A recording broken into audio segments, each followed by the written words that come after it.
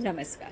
ब्रह्मदेवाच्या मुखातून वेद प्रकट झाले, तर वेद हे मानवनिर्मित नाही, साक्षात ईश्वराने त्यांना प्रकट केले आणि म्हणून वेदांना अपौरुषेय म्हणतात. वेदांचं पूर्वीच्या काळी छापखाने नव्हते आणि त्याच्यामुळे सर्व गुरुकुलांमध्ये कसे वेद शिकवले जायचे, कसे मुलं जे गुरुकुलामध्ये शिकायला यायचे ते विद्यार्थी कसे लक्षात ठेवायचे.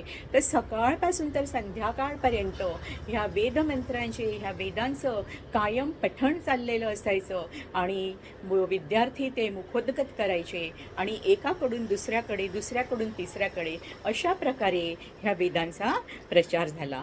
तर वेदव्यासांनी हे जे सगळे 18 पुराणं आणि उपपुराणं लिहिले तर ते अशासाठी लिहिले की वेद जे होते हे सामान्य माणसाला संस्कृतमध्ये असल्यामुळे समजायला कठीण होते आणि म्हणून त्यांना वेदव्यासांनी एवढे पुराणं आणि उपपुराणं लिहिले. त्याच्यामध्ये अगदी सोप्या भाषेमध्ये त्यांनी त्या वेदांचं तत्त्वज्ञान सांगितलेलं आहे.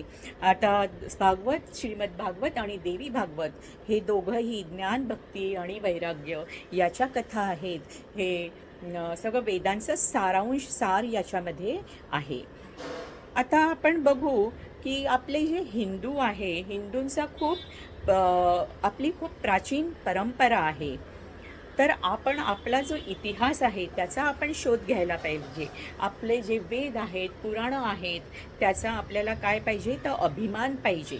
आपण हिंदू धर्मामधले लोक नुसतं स्वतःपुरता विचार करत नाही, तर आपण इतर लोकांचाही, इतर धर्मातील लोकांचा, जगातील सर्व धर्मातील लोकांचं कसं चांगलं होईल, ते कसे सुखी होतील असा विचार आपण करतो.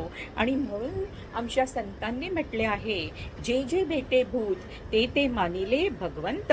म्हणजे काय, ह्या संपूर्ण चराचरामध्ये सगळ्या प्राणी मात्रांमध्ये तो परमात्म्याचा अंश आहे, ते परमतत्व आहे, त्याची परमसत्ता आहे आणि म्हणून सर्वांना आपण भगवंत मानले आहे. हा केवढा मोठा विशाल दृष्टिकोन आहे आपल्या हिंदूंचा. तर आपला जो धर्म आहे तो खूप व्यापक आहे, त्याचे विचार व्यापक आहेत. आमचे जे पुराण आणि धर्म आहे, वेद आहे, हे वैश्विक आहेत. पुराणांमध्ये काय सांगितलं आहे की चांगल्या कर्माचं फळ हे चांगलं मिळतं आणि वाईट कर्माचं फळ हे वाईट मिळतं. म्हणून माणसाने नेहमी कर्म करताना हे लक्षात ठेवायला पाहिजे की आपल्या कर्माची फळं हे आपल्यालाच भोगावी लागणार आहेत. तर आपल्या हातचे कर्म शक्यतो चांगलेच होण्याचा प्रयत्न करावा. आणि खूप वेळा असं होतं की नकळत कर्म आपले वाईट होतात, आपण म्हणजे होऊन जातात.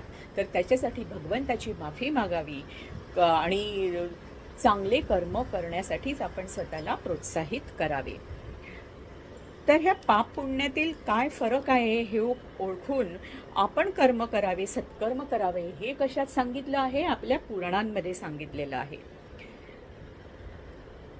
आता ज्या माणसाच्या आयुष्यामध्ये ध्येय नसतं, काय करावं हे समजत नाही, अशांना आपले पुराणं खूप चांगल्या रीतीने मार्गदर्शन करतात, ज्ञान देतात आणि माणसाला सुख, शांती आणि समाधान देतात. तर असे हे 6 शास्त्र आणि त्याच्यानंतर आपले हे पुराणं वगैरे हे जे सगळं आहे ह्याला काय म्हणतात? वाङ्मय म्हणतात. धन्यवाद.